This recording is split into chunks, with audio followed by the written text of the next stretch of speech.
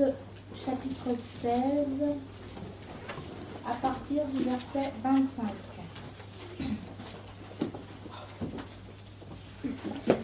Vers le milieu de la nuit, Paul et Silas priaient et chantaient les louanges de Dieu, et les prisonniers les entendaient. Tout à coup, il se fit un grand tremblement de terre, en sorte que les fondements de la prison furent ébranlés. Au même instant, toutes les portes s'ouvrirent et les liens de tous les prisonniers furent rompus. Le geôlier se réveilla et lorsqu'il vit les portes de la prison ouvertes, il tira son épée et allait se tuer, pensant que les prisonniers s'étaient enfuis. Mais Paul cria d'une voix forte, « Ne te fais point de mal, nous sommes tous ici. » Alors le geôlier, ayant demandé de la lumière, entra précipitamment et se jeta tout tremblant aux pieds de Paul et de Silas. Amen. Amen. Nous avons ici en fait une situation pour nous remettre dans le contexte. Donc Paul et Silas en fait avaient commencé à œuvrer pour le Seigneur et ils se sont retrouvés en fait dans un endroit, à Philippe de Césarée plus exactement. À partir du verset 16, vous allez voir en fait que Paul et Silas ont commencé en fait à œuvrer pour le Seigneur et ils vont se retrouver confrontés en fait à une femme qui avait un esprit de python. Et cette femme se mettait à prophétiser et tous les jours, elle était en train de répéter « Ceux-ci sont les serviteurs du Dieu très haut, ils vous annoncent la voie du salut. » Et la Bible dit que Paul, fatigué, se retourna et chassa le démon et à l'instant même cette femme fut libre. Et par la suite, cela causa beaucoup de tort à Paul et Silas parce qu'en fait cette femme, en devinant, faisait gagner beaucoup d'argent à ses maîtres. Et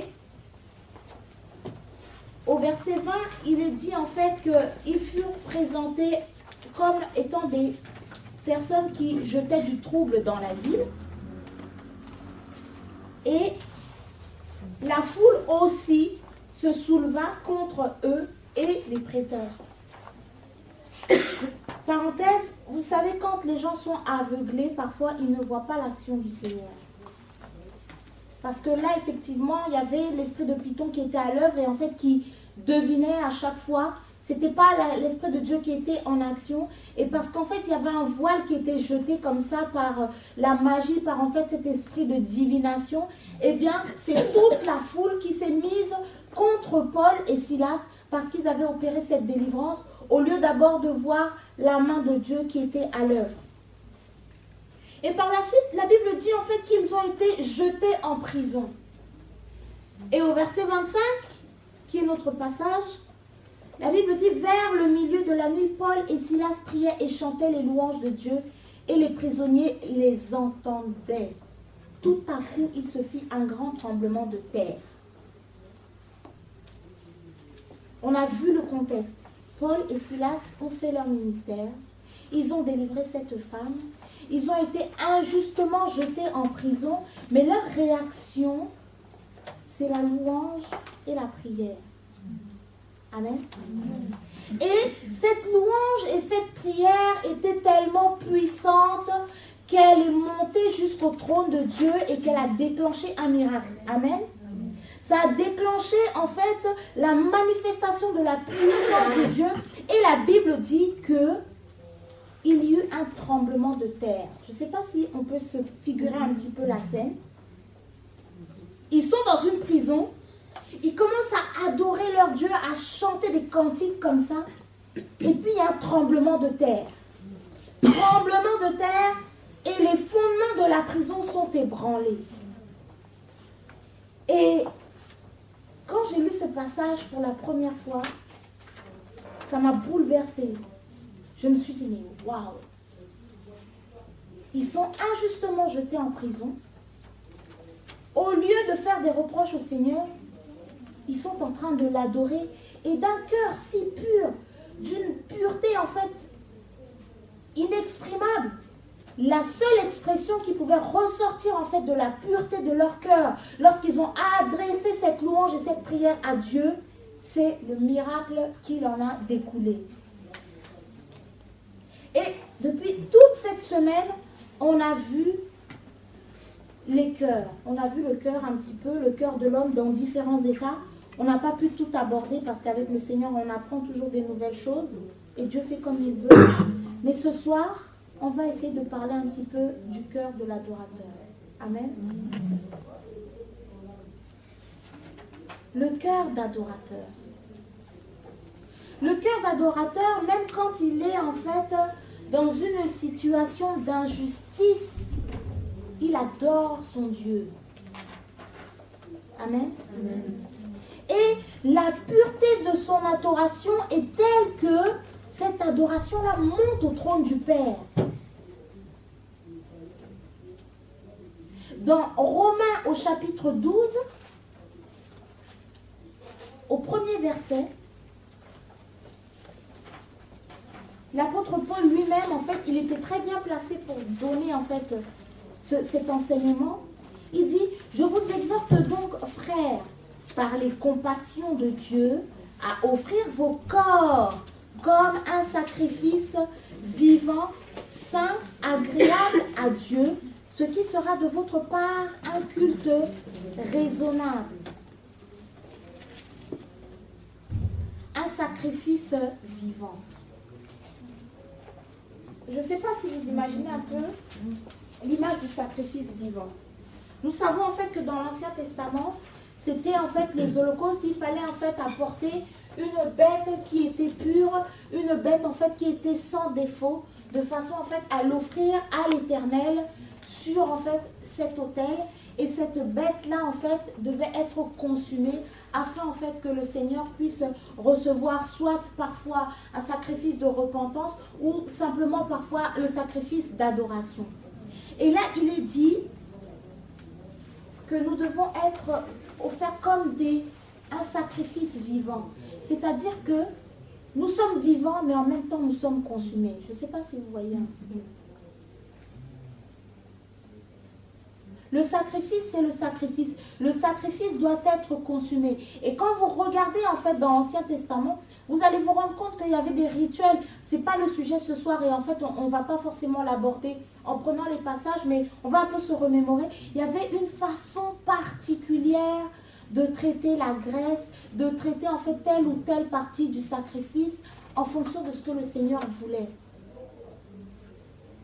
Et aujourd'hui, il nous est dit, et vous aussi, offrez vos corps comme un sacrifice, de nous offrir comme un sacrifice vivant au Seigneur. Et nous voyons ici l'apôtre Paul et Silas en train de s'offrir comme un sacrifice vivant. Seigneur, fais de moi ce que tu veux. Tu veux que je sois en prison pour la gloire de ton nom, que ton nom soit béni, gloire te soit rendue. Et aujourd'hui, nous chantons, nous élevons nos voix, mais des fois, nous ne voyons rien. Des fois, tu peux être dans une prison comme ça, mais parce que tu continues à adorer ton Dieu avec un cœur pur, tu vas déclencher ta délivrance par rapport à cette prison toi-même. Tu vas continuer à adorer ton Dieu, tu vas déclencher le miracle dans ta famille, tous ceux qui sont captifs dans ta famille, parce que ton adoration est pure et parce qu'elle monte devant le Seigneur, parce que tu t'offres comme ce sacrifice vivant, ton adoration va monter dans un parfum de bonne odeur jusqu'à toucher le cœur du Seigneur et déclencher le miracle de Dieu. Amen. Amen.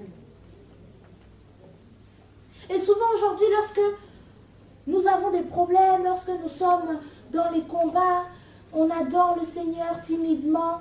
Et quand il est question d'adoration, nous allons y venir. Adorer le Seigneur, ce n'est pas seulement chanter. Amen. Jean chapitre 4.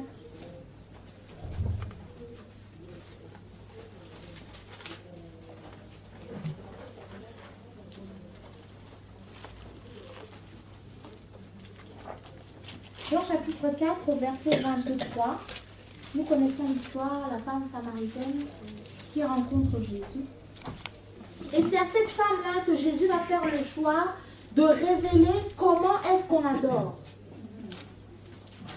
Et c'est à cette femme, malgré en fait le fait justement qu'elle était une femme, malgré le fait qu'elle était samaritaine et qu'il n'y avait pas de rapport entre les Samaritains et les Juifs, malgré en fait toutes ces barrières que les hommes pouvaient avoir à l'époque, c'est à cette femme que Jésus a choisi de révéler l'adoration. Et vous allez voir qu'au verset 4, il dit, comme il fallait qu'il passe par la Samarie, la Bible dit, il fallait qu'il passe par la Samarie. Dis-toi que là où tu es, là où tu te trouves, il faut que Jésus passe par là où tu te trouves, parce qu'il a quelque chose à faire dans ta vie. Comme il fallait que Jésus passe à Créteil, comme il fallait que Jésus passe à Évry, ce jour-là, c'était le jour de cette femme. Amen. Amen. C'était le jour de cette femme. La Bible dit qu'il arriva dans une ville de Samarie nommée Sichar, près du champ de Jacob, que Jacob avait donné à Joseph, son fils. Là se trouvait le puits de Jacob. Jésus, fatigué du voyage, était assis au bord du puits. C'était environ la 6e heure. Une femme de Samarie vint puiser de l'eau. Jésus lui dit, donne-moi à boire.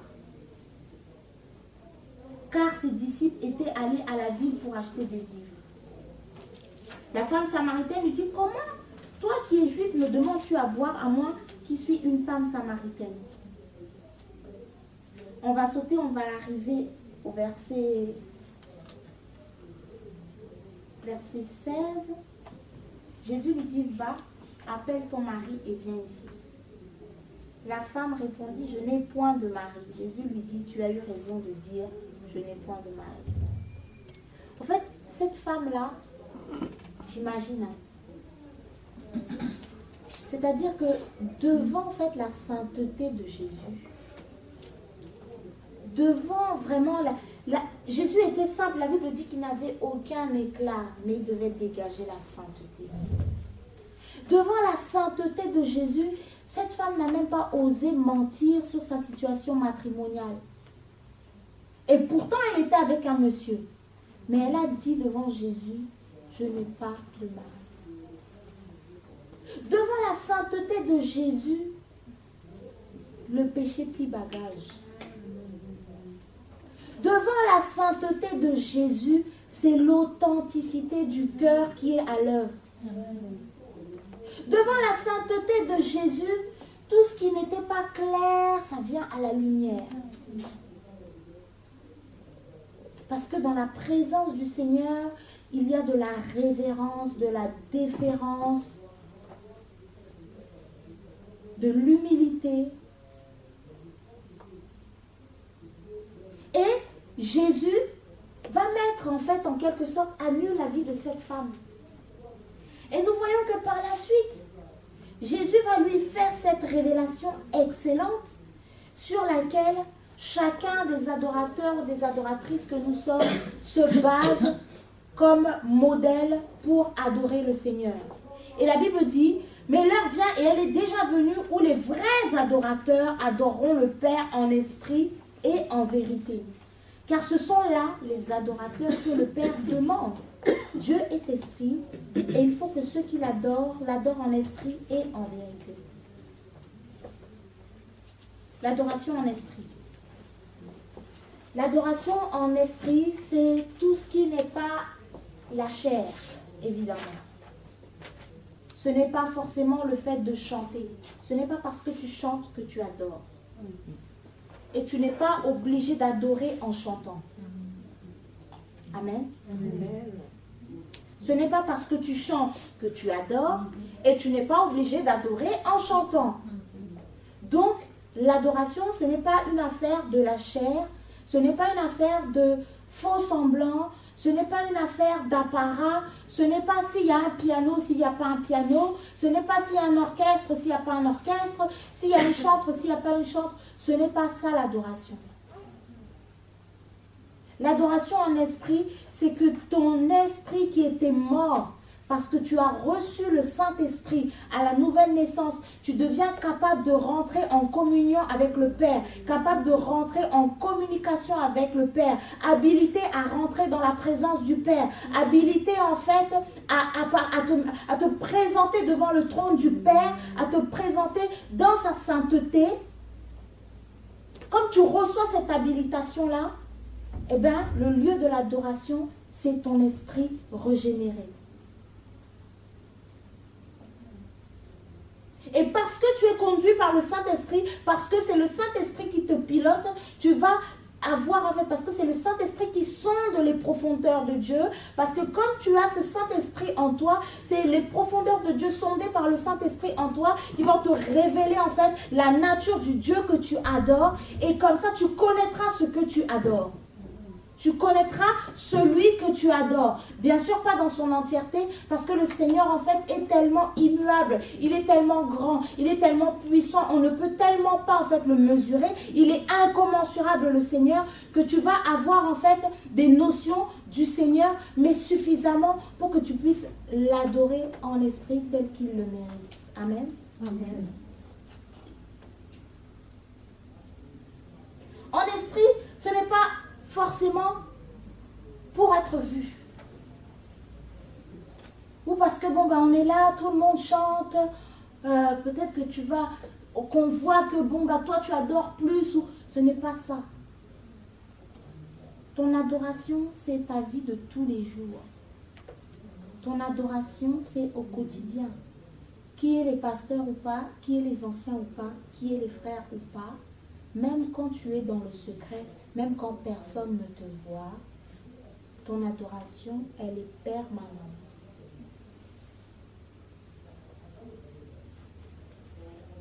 La Bible dit que quoi que vous fassiez, faites-le au nom de Jésus.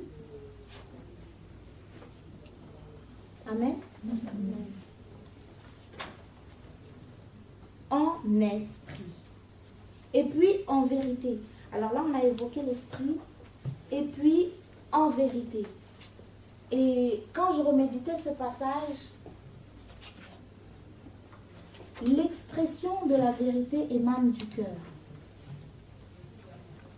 Et nous savons qu'il est dit, tu aimeras le Seigneur de tout ton cœur, de toute ton âme et de toute ta pensée. Donc tu adores le Seigneur en esprit et en vérité. Ça veut dire avec la vérité qui émane de ton cœur. Si ton cœur n'est pas vrai avec le Seigneur, ton adoration ne sera pas vraie.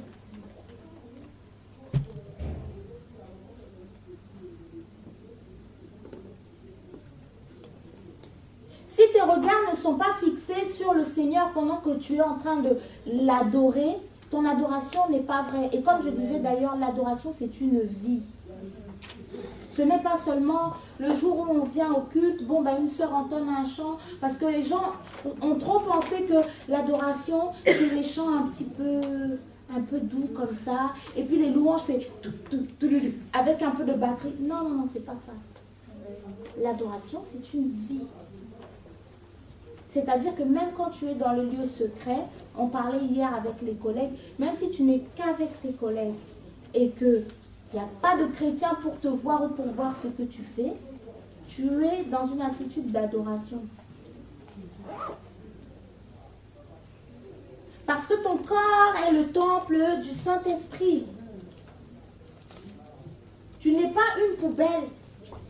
Tes oreilles ne sont pas une poubelle, tes yeux ne sont pas une poubelle aussi, et ton cœur aussi n'est pas une poubelle.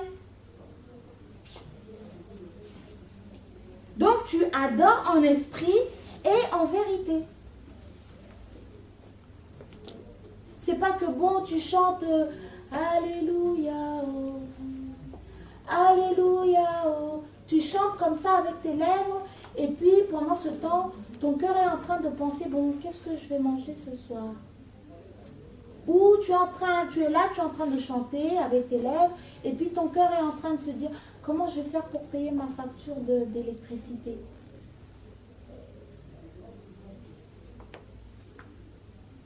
Il y a un prophète qui a dit, c'est Ésaïe qui parlait, ce peuple m'honore des lèvres, mais son cœur est éloigné de moi.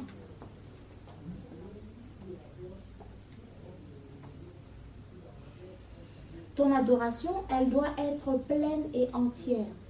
Et c'est au quotidien. Tellement que tu adores au quotidien, quand tu commets des erreurs, le Saint-Esprit te rappelle à l'ordre. Quand tu as mal agi, le Saint-Esprit dont tu es animé parce que tu adores le Seigneur en esprit, quand tu te méconduis ou quand tu blesses quelqu'un ou quand tu, je ne sais pas moi, le Saint-Esprit est là pour te mettre un warning. Et parce que tu es un adorateur, tu as ce cœur-là de te repentir. Amen. Et la Bible parle du roi David comme étant l'homme selon le cœur de Dieu. Pourtant, des personnes qui ont commis des erreurs dans la Bible, il y en a eu. Mais je n'ai pas vu quelqu'un se repentir comme le roi David l'a fait. Le cœur d'adorateur, c'est un cœur repentant. Parce qu'il est conscient qu'on est encore en fait dans la nature humaine, d'accord, qu'on veut plaire au Seigneur de toutes ses forces et que bien souvent la chair revient au galop, bien souvent la chair en fait nous tire vers le bas. Il a cette humilité-là. Le cœur d'adorateur est humble.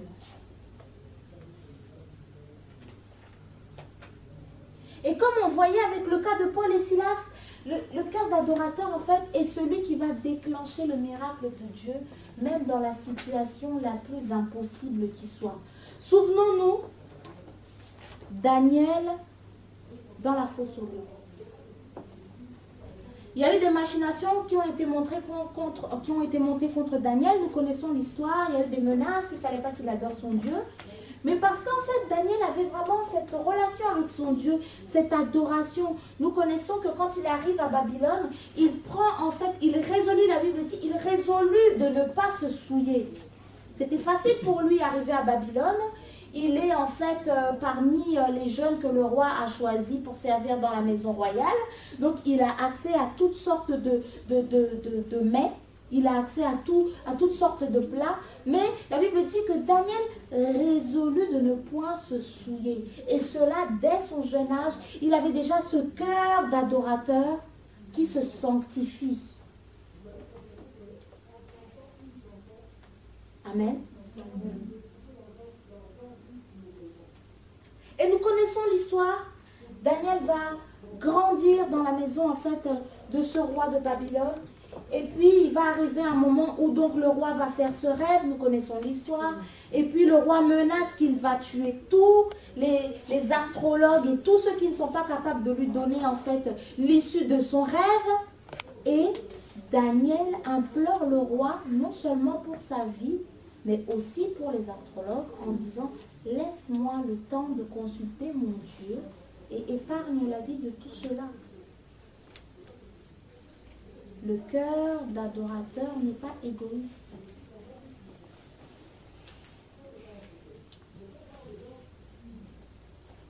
Le cœur d'adorateur est un cœur de compassion.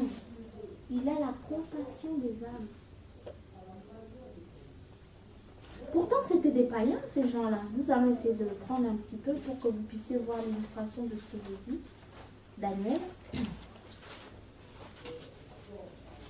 Daniel premier verset.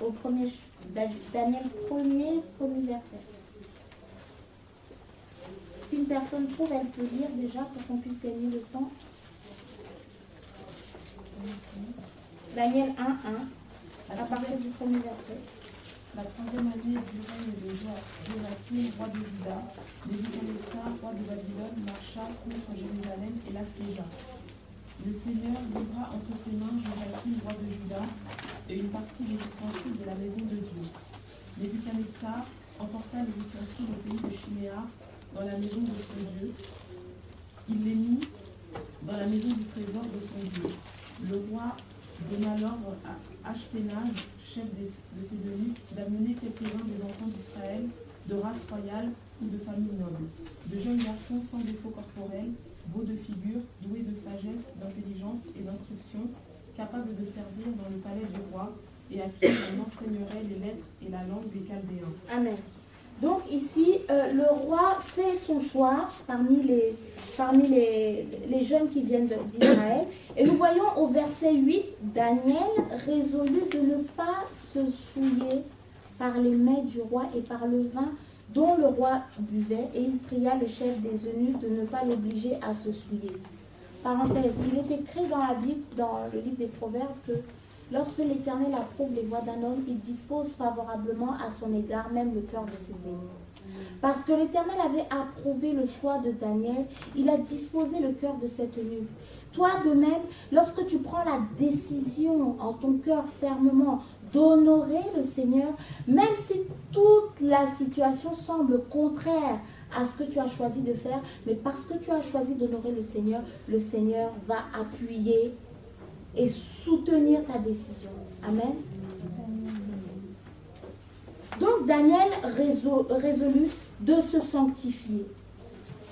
Et par la suite, au chapitre 2, verset 10, les Chaldéens répondirent au roi, il n'est personne sur la terre qui puisse dire ce que demande le roi. Aussi jamais roi, quelque grand et puissant qu'il ait été, n'a exigé une pareille chose d'aucun magicien, astrologue ou chaldéen. Ce que le roi demande est difficile. Il n'y a personne qui puisse le dire au roi, excepté les dieux, dont la demeure n'est pas parmi les hommes. Là-dessus, le roi se mit en colère et s'irrita violemment. Il ordonna qu'on fasse périr tous les sages de Babylone. La sentence fut publiée, les sages allaient être mis à mort et l'on cherchait Daniel et ses compagnons pour les faire périr. Alors Daniel s'adressa d'une manière prudente et sensée à Arjoc, chef des gardes du roi. Le cœur d'adorateur est prudent et sensé.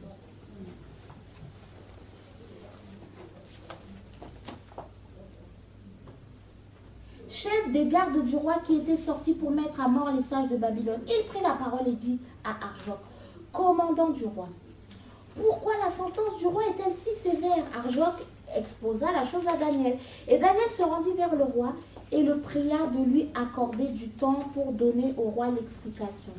Quel courage et quelle assurance! Le roi demande quelque chose de difficile que tous les magiciens, les astrologues et tous les sages de Babylone ne sont même pas capables, en fait, ils n'ont pas été capables de répondre au roi. Mais Daniel prend sur lui le courage de se présenter devant le roi et de se permettre de demander au roi de patienter. Quelle assurance! Le cœur d'adorateur a confiance en son Dieu. Il a l'assurance de voir son Dieu opérer quelque chose, même quand tous les signes ne sont pas en sa faveur. Amen. Et Daniel se rendit vers le roi et le pria de lui accorder du temps pour donner au roi l'explication. Ensuite, Daniel alla dans sa maison et il instruisit de cette affaire Anania, Michaël et Azaria, ses compagnons, les engageant à implorer la miséricorde du Dieu des cieux, afin qu'on ne fasse pas périr Daniel et ses compagnons avec le reste des sages de Babylone. Dites-moi un peu, Daniel aurait pu, s'il avait un cœur mauvais, choisir en fait que, bon, on va trouver la réponse, roi, tu peux exterminer tous ceux qui n'ont pas été capables de te répondre, mais mes compagnons et moi, vu qu'on a eu la réponse, tu nous laisses en vie. Daniel avait aussi compassion des sages de Babylone et il a imploré ce roi-là afin que le roi puisse leur laisser la vie sauve. Et nous avons vu après comment le Seigneur a honoré en donnant non seulement le rêve à Daniel, mais également par la suite l'explication du rêve. Et voilà comment, par en fait la disposition de cœur de Daniel, il a non seulement sauvé sa propre vie, mais il a également sauvé les sages et les astrologues de Babylone, à l'instar de Paul, qui effectivement était dans une situation délicate, mais qui, à cause de son cœur, a provoqué non seulement sa délivrance, mais aussi la délivrance des prisonniers qui étaient dans ce lieu avec lui. Amen. Et nous avons aussi le cas de Shadrach, Meshach et Abednego qui se retrouvent en fait menacés, comme Daniel l'a été. Menacés, là c'était pas l'épisode de la fausse lion, mais on va y revenir. Shadrach, Meshach et Abednego menacés de mort parce qu'il faut qu'ils adorent la statue d'or lorsque la musique va sonner. Ils refusent avec assurance d'adorer en fait la statue qui a été érigée. On va les jeter dans la fournaise ardente. La Bible dit que même les gens qui les ont jetés dans la fournaise ont été consumés, mais parce que le cœur d'adorateur n'abandonne pas son Dieu en face de la mort, Dieu les a honorés et a déclenché le miracle qui les a sauvés de la fournaise ardente. Amen. Même si tu es dans une situation compliquée, tu es en péril, fais confiance à ton Dieu. Si tu as connu ce Dieu-là, parce que Jésus a bien dit à la femme samaritaine, vous adorez ce que vous ne connaissez pas. Mais si tu connais ton Dieu, in extremis, il va te sauver la vie. Même là où il n'y a pas de chemin, il va frayer un chemin pour toi. Amen. Amen. Et donc nous voyons que Shadrach, Meshach et Abednego n'ont pas fléchi le genou devant le roi. Ils ont tenu tête, ils ont tenu ferme et ils ont même dit par la suite au roi, nous allons le prendre.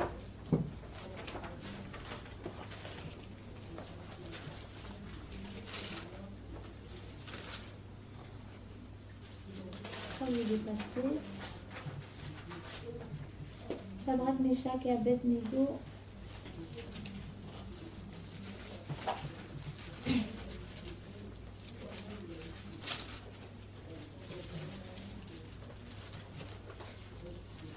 Il dit en fait au chapitre 3, verset 26, Nebuchadnezzar s'approcha de l'entrée, non, un petit peu plus haut, au chapitre 24, alors le roi Nebuchadnezzar fut effrayé et se leva précipitamment, il prit la parole et dit à ses conseillers, n'avons-nous pas jeté au milieu du feu 3 hommes liés? Ils répondirent au roi, certainement, ô roi. Il reprit et dit, eh bien je vois 4 hommes sans lien qui marchent au milieu du feu et qui n'ont point de mal, et la figure du 4e ressemble à celle d'un fils des dieux. Amen. Amen. Comment voulez-vous brûler des gens dont le Dieu est un feu dévorant? Amen. Amen. Comment est-ce que vous voulez brûler des personnes en fait dont le Dieu est tout puissant et qui ont foi? Et vous allez voir que Shadrach, Meshach et Abednego au verset 18, au verset 17 disent, voici notre Dieu, notre Dieu que nous servons peut nous délivrer de la fournaise ardente et il nous délivrera de ta main, ô roi. Quelle assurance! Sinon, sache, ô roi, que nous ne servirons pas tes dieux et que nous n'adorerons pas la statue d'or que tu as élevée. Il y a un sinon. Ça veut dire que Shadrach, Meshach et Abednego ont dit au roi, on n'a pas le droit de toute façon de faire ce que tu nous as demandé. Et on sait que Dieu peut nous sauver de ta main. Et même si Dieu décide de ne pas nous sauver de ta main, on ne le fera pas. C'est-à-dire qu'ils avaient même déjà cette assurance-là de la résurrection. Je ne sais pas si vous saisissez. Jésus n'a pas encore été révélé, mais nous avons ici des adorateurs qui n'ont pas peur de la mort parce qu'ils aiment leur Dieu d'un amour inaltérable.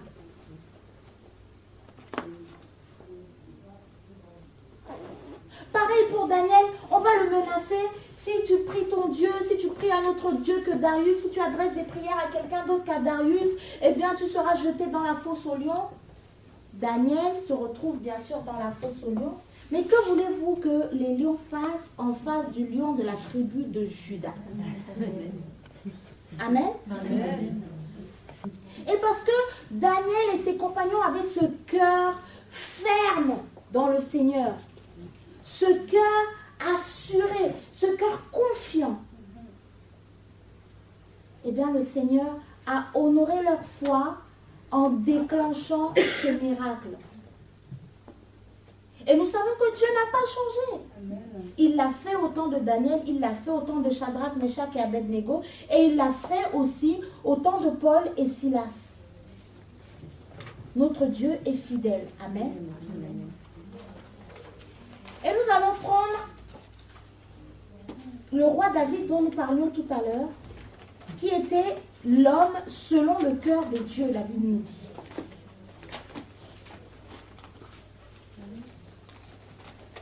« 1 Samuel chapitre 17.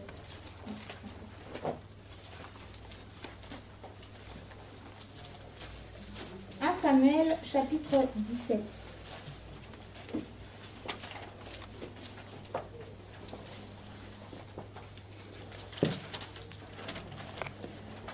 Les Philistins réunirent leurs armées pour faire la guerre et ils se rassemblèrent à Soko, qui appartient à Juda. Ils campèrent entre Soko et Azekah.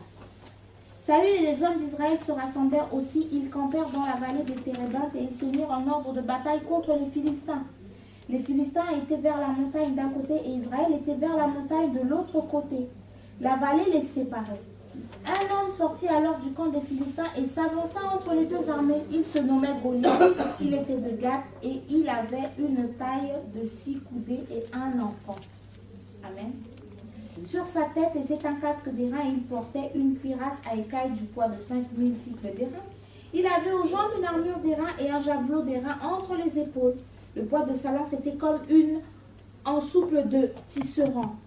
Le Philistin, verset 8, s'arrêta et s'adressant aux troupes d'Israël rangées en bataille, leur cria « Pourquoi sortez-vous pour vous ranger en bataille? Ne suis-je pas le Philistin et n'êtes-vous pas des esclaves de Saül? Choisissez un homme qui descende contre moi. » Verset 12. Or, David était fils de cet Éphratien de Bethléem de Juda, comme nommé Isaïe, qui avait 8 fils et qui, du temps de Saül, était vieux, avancé en âge. Les 3 fils aînés d'Isaïe avaient suivi Saül à la guerre. Le premier-né de ces 3 fils qui étaient partis pour la guerre s'appelait Eliab, le second Abinadab et le troisième Shama. David était le plus jeune et lorsque les 3 aînés eurent suivi Saül, David s'en alla de chez Saül et revint à Bethléem pour faire paître les brebis de son père. Le Philistin s'avançait matin et soir et il se présenta pendant 40 jours. Donc nous connaissons ici le contexte. Voilà Goliath qui menace l'armée d'Israël. Et nous avons vu comment il est impressionnant. C'est-à-dire en fait qu'il leur dit, mais pourquoi est-ce que vous sortez? Vous ne pouvez rien contre moi. Prenez une personne. Et voilà tout ce monde-là qui est apeuré. Pourtant, des personnes à qui l'Éternel avait accordé en fait des victoires sans précédent dans le passé, qui se retrouvent en face de ce Goliath-là et qui sont complètement désemparés. Et nous voyons par la suite, Isaïe dit à David, son fils, prends pour tes frères cet épha de grains rôtis et ces 10 pains et cours au camp vers tes frères. Porte aussi ces 10 fromages au chef de leurs milliers. Tu verras si tes frères se portent bien et tu m'en donneras des nouvelles. Ils sont avec Saül. David se leva de bon matin, il laissa les brebis à un gardien, prit sa charge et partit comme Isaïe le lui avait ordonné. Ici, David avait déjà reçu l'onction royale. Amen. Son père, en fait, l'appelle donc pour aller s'enquérir des nouvelles de ses frères. Et David continuait à s'occuper des brebis. David, malgré l'onction royale, ne s'était pas enorgueilli pour dire, écoute papa, moi j'ai reçu l'onction royale, les petites besognes, ce n'est pas pour moi. Le cœur d'adorateur reste humble même lorsque Dieu l'élève. Amen. Le cœur d'adorateur reste humble même lorsque Dieu l'élève et le cœur d'adorateur est consciencieux parce que David avait la charge des brebis et malgré que son père l'avait envoyé, il n'a pas abandonné les brebis toutes seules quelque part. Il s'est inquiété de mettre un gardien pour continuer à s'occuper des brebis.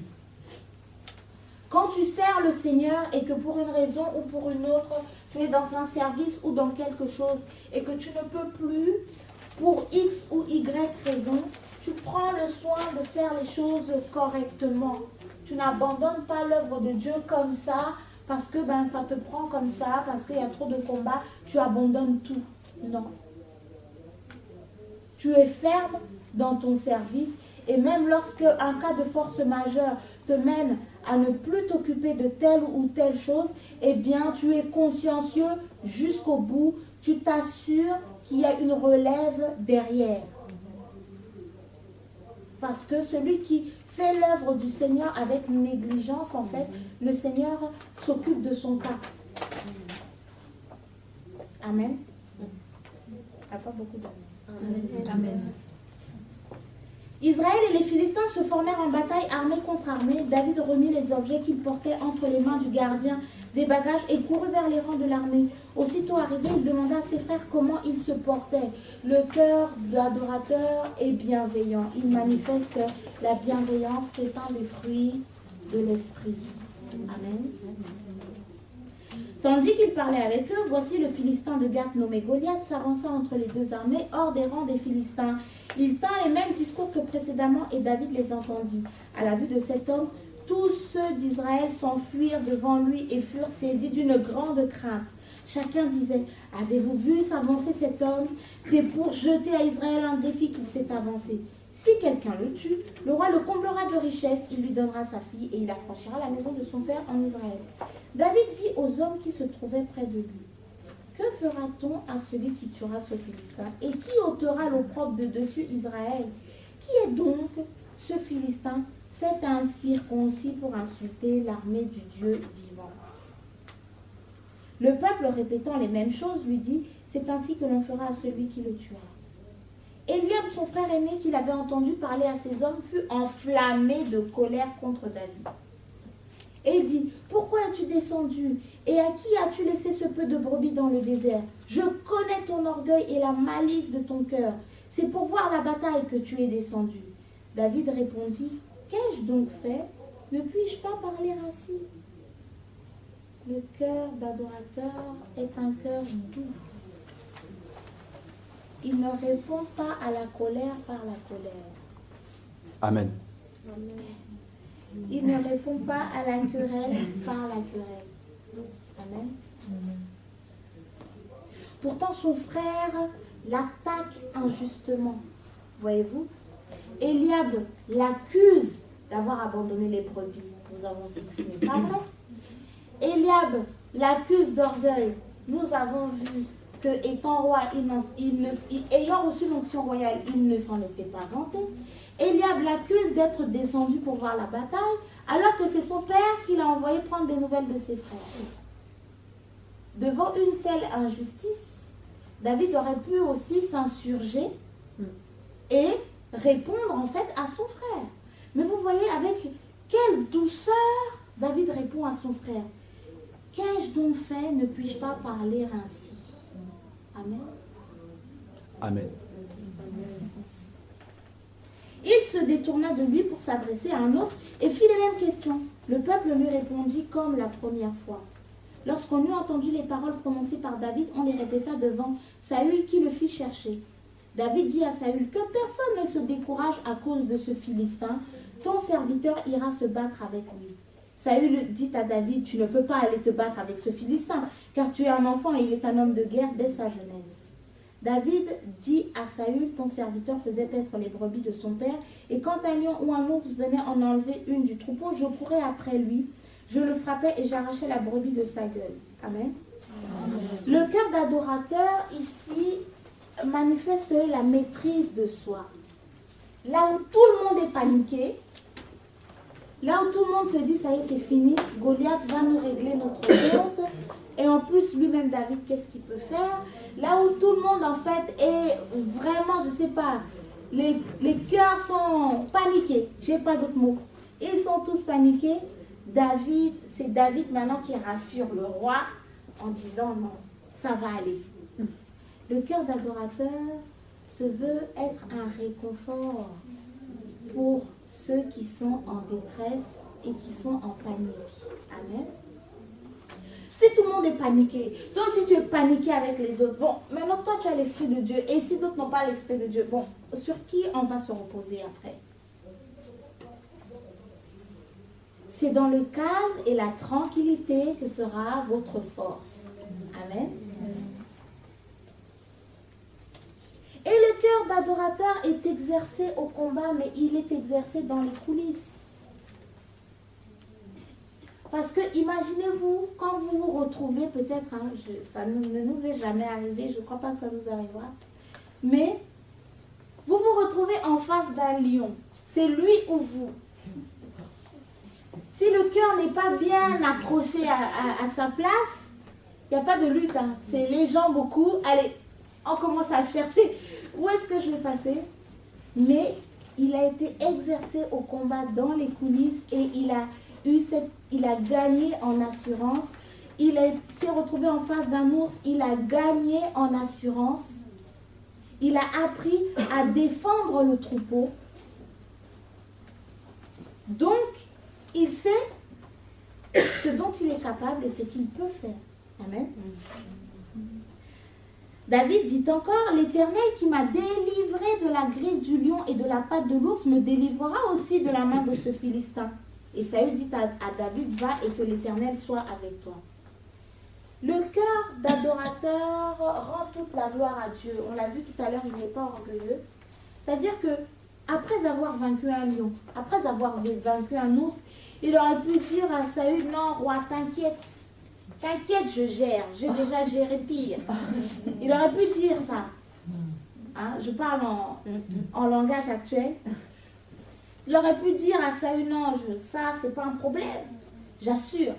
Mais en fait, il dit que c'est l'Éternel qui l'a délivré de la main de l'ours et de la main du lion. Et le cœur d'adorateur se veut confiant parce qu'il a l'assurance que Dieu va agir. Amen. Et donc, il va au combat. Et puis, par la suite, on va voir, je vais sauter un petit peu. David va vouloir lui donner son armure. Et puis, il va refuser l'armure. Saül, va vouloir lui donner son armure. Et puis, il va refuser l'armure de Saül. La Bible nous dit ici que David ceignit l'épée de Saül par-dessus ses habits et voulut marcher car il n'avait pas encore essayé. Mais il dit à Saül, je ne puis pas marcher avec cette armure. Je n'y suis pas habitué. Et il s'en débarrassa. Le cœur d'adorateur ne mène pas des combats spirituels avec la chair. Parce que nous n'avons pas à lutter contre la chair et le sang. David a refusé ici cette armure, parce que quand vous allez comparer, vous lirez à la maison, vous allez comparer l'armure de Goliath avec l'armure de Saül, c'est identique. En fait, il n'y a rien de différent. Mais David va refuser et David va combattre avec les armes de l'esprit. David a une cuirasse, c'est la cuirasse de la justice. David a un casque, c'est le casque du salut. David a des chaussures, ce sont les chaussures que donne les ailes de l'évangile. David a une épée, c'est l'épée de l'esprit. Amen. David a l'armure spirituelle. Il n'a pas besoin de ce qui vient du monde pour remporter une bataille d'ordre spirituel. Amen. Amen. Et donc, la Bible nous dit que par la suite, Goliath va insulter David en disant, suis-je un chien pour que tu viennes à moi avec tes bâtons et après l'avoir maudit par ses dieux. Waouh. Il ajouta, viens vers moi et je donnerai ta chair aux oiseaux du ciel et aux bêtes des champs. David dit aux Philistins, tu marches contre moi avec l'épée, la lance et le javelot, et moi je marche contre toi au nom de l'Éternel des armées, du Dieu de l'armée d'Israël que tu as insulté. Amen. Amen. Donc, Goliath insulte David. David ne répond pas à l'insulte. Le cœur d'adorateur ne rend pas le mal pour le mal. Si tu crains Dieu, si tu as le cœur de Christ, tu ne rends pas le mal pour le mal. Ce n'est pas la loi du talion. Ce n'est pas œil pour œil, dent pour dent. Ce n'est pas tu m'as fait tel coup, moi aussi je te rends le coup. Parce que ça, ce sont des manifestations de l'amertume comme on a vu hier. Comme on t'a fait quelque chose, tu vas méditer comment, par quel chemin tu vas passer pour te venger.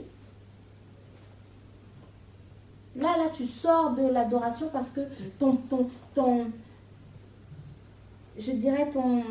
but, ce n'est plus en fait le Seigneur, mais ton but, c'est toi-même. Amen. Amen. Donc, nous avons brossé un petit peu et vous allez voir après par la suite comment on connaît l'histoire, comment David en fait a remporté ce combat. Et le cœur d'adorateur pardonne parce que le fils de David et Saül ont voulu attenter à sa vie, nous connaissons l'histoire. malgré le fait que Saül a voulu attenter à sa vie et qu'il avait déjà reçu l'onction royale, il n'a pas accepté de lever la main sur Saül. Le cœur d'adorateur respecte les autorités, aussi bien spirituelles que les autorités qui ont été établies dans les villes et dans les pays. Et même s'il sait qu'il porte l'onction de Dieu, il n'essaye pas d'outrepasser en fait ses droits. Amen.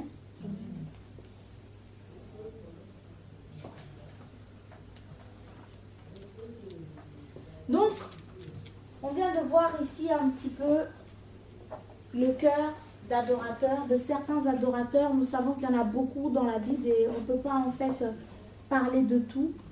Mais on va revenir à... On va finir avec un cœur d'adoratrice. Marc, chapitre 14.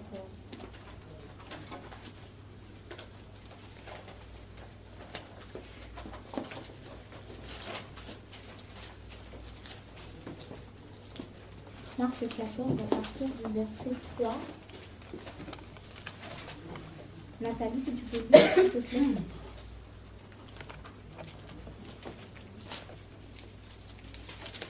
Comme Jésus était à Béthanie dans la maison de Simon le lépreux, une femme entra pendant qu'il se trouvait à table. Elle tenait un vase d'albâtre qui renfermait un parfum de nard pur de grand prix. Et ayant rompu le vase, elle répandit le parfum sur la tête de Jésus. Quelques-uns exprimèrent entre eux leur indignation. À quoi bon perdre ce parfum? On aurait pu le vendre plus de 300 deniers et les donner aux pauvres. Et ils s'irritaient contre cette femme. Mais Jésus dit, laissez-la. Pourquoi lui faites-vous de la peine?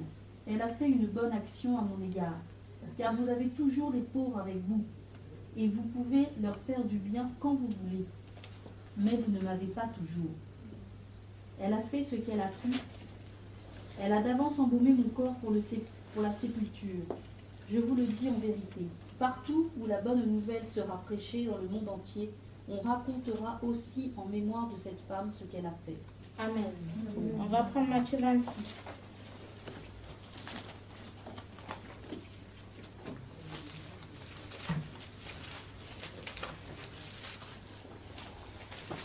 Matthieu 26, verset 6.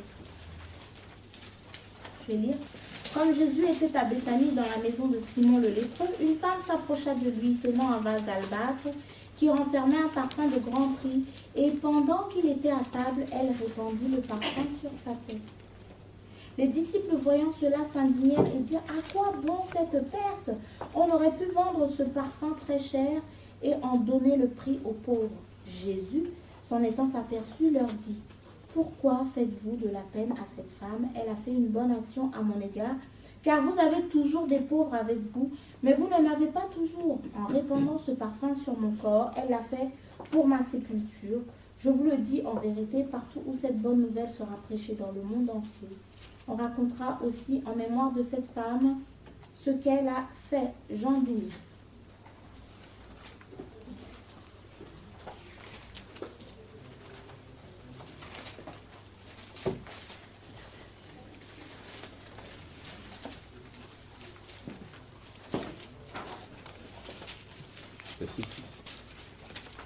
Jean 12, pardon, à partir du premier verset. 6 jours avant la Pâque, Jésus arriva à Béthanie où était Lazare, qu'il avait ressuscité des morts. Là, on lui fit un souper. Marthe servait et Lazare était un de ceux qui se trouvaient à table avec lui. Marie, ayant pris un livre d'un parfum de nard pur de grand prix, oignit les pieds de Jésus et elle lui essuya les pieds avec ses cheveux. Et la maison fut remplie de l'odeur du parfum. Un de ses disciples, Judas Iscariote, fils de Simon, celui qui devait le livrer, dit, « Pourquoi n'a-t-on pas vendu ce parfum 300 deniers pour les donner aux pauvres ?»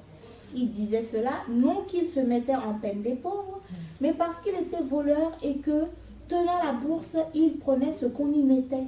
Mais Jésus dit, « Laisse-la garder ce parfum pour le jour de ma sépulture. Vous avez toujours les pauvres avec vous, mais vous ne m'avez pas toujours. Une grande multitude de Juifs apprirent que Jésus était à Béthanie et ils vinrent non pas seulement à cause de lui, mais aussi pour voir Lazare qu'il avait ressuscité des morts. Les principaux sacrificateurs délibérèrent de faire mourir aussi Lazare parce que beaucoup de Juifs se retiraient d'eux à cause de lui et croyaient en Jésus. Luc 10.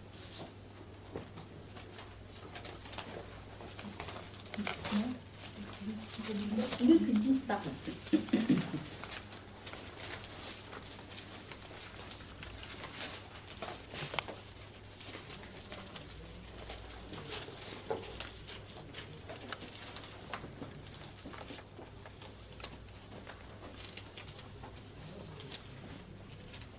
Verset 41. Le Seigneur lui répondit, Marthe, Marthe, tu t'inquiètes et tu t'agites pour beaucoup de choses. Une seule chose est nécessaire. Marie a choisi la bonne part qui ne lui sera point ôtée. Amen. Donc on a lu en fait ces passages qui sont similaires, mais qui parfois il y a des petites variantes, parfois il y a des précisions. Pour en fait, les deux premières fois on a lu que c'était une femme, la troisième fois on a lu que c'était Marie de Béthanie dont il était question. Et nous voyons aussi une femme en fait qui vient avec un vase d'albâtre qu'elle va briser pour en fait en utiliser le contenu pour oindre Jésus. Amen. Amen. Et ce vase peut symboliser ta vie. Ce vase peut symboliser ma vie. Parce que la Bible dit en fait que c'était un parfum de grand prix. Certainement, elle avait dû acheter ce parfum avec toutes ses économies. Certainement, c'était ce qu'elle avait peut-être pu investir, ce dans quoi elle avait pu investir de plus cher. Et la Bible dit que là où est ton trésor, c'est là où est ton cœur. Et ce parfum devait être le trésor de cette femme. Mais elle n'a pas en fait regardé à l'importance de ce parfum. Elle n'a pas regardé en fait au prix que cela lui avait coûté. Mais elle a fait le choix en fait d'offrir ce parfum à Jésus.